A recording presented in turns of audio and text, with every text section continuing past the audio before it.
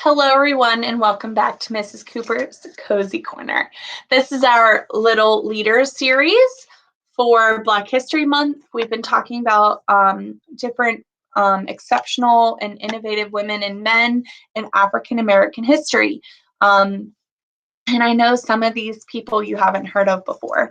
So today we are going to start with another exceptional woman in African American history, and that is Zora Neale Hurston, 1891 to 1960. She was a writer, a folklorist, and an anthropologist. So that is Zora Neale Hurston. Zora's unique upbringing led her down a path of storytelling and creativity. She was raised in Eatonville, a historic town in northern Florida.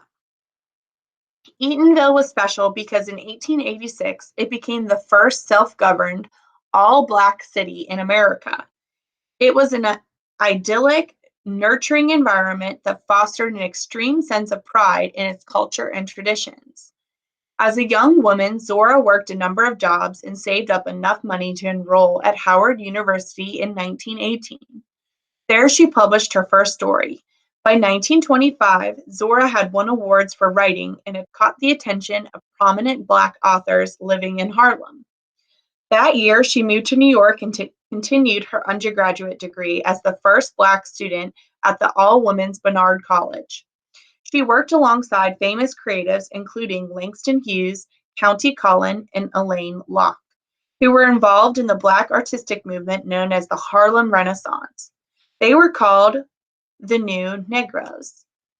Zora was celebrated as a writer who personified the movement and was given the nickname Queen of the Renaissance.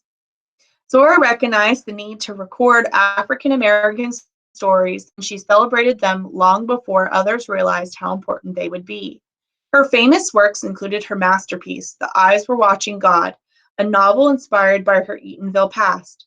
In Mules and Men, her published collection of stories from North Florida, she tracked and recorded the tales that built up the rich culture of the African American South.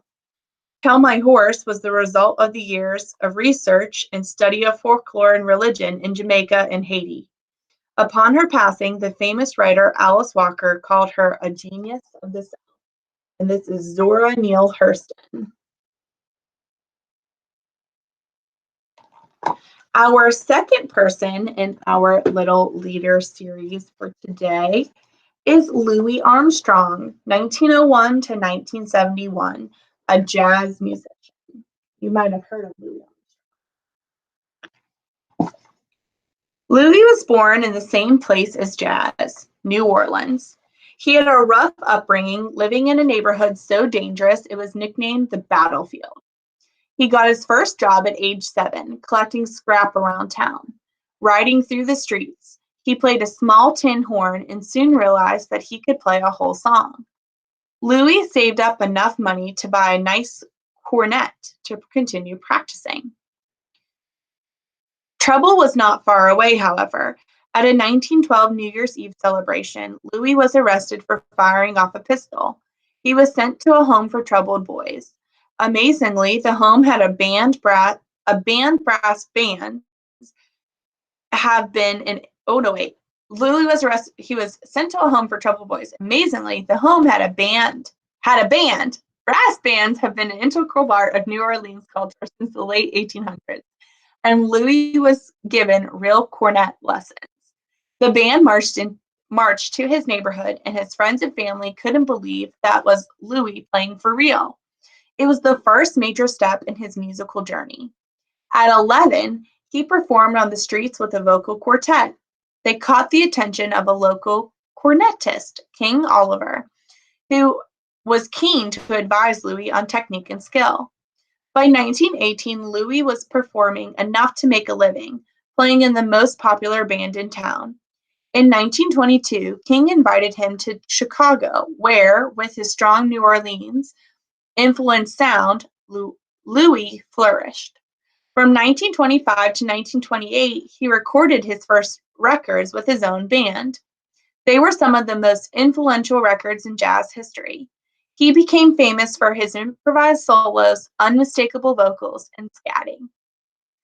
Louis had many hit recordings, including Lovey and Rose and What a Wonderful World. Over the years, he received criticism from younger jazz musicians for his old-fashioned stage persona and his silence on politics. But throughout his career, he broke down barriers and took a stand for civil rights. He had many nicknames, including Satchmo and Pops, but the moniker Ambassador Satch he earned for his dedication to sharing jazz all over the world. And that is Louis Armstrong. That's all for our little leader series today. Thanks so much for joining me. I'll see you next week. Bye.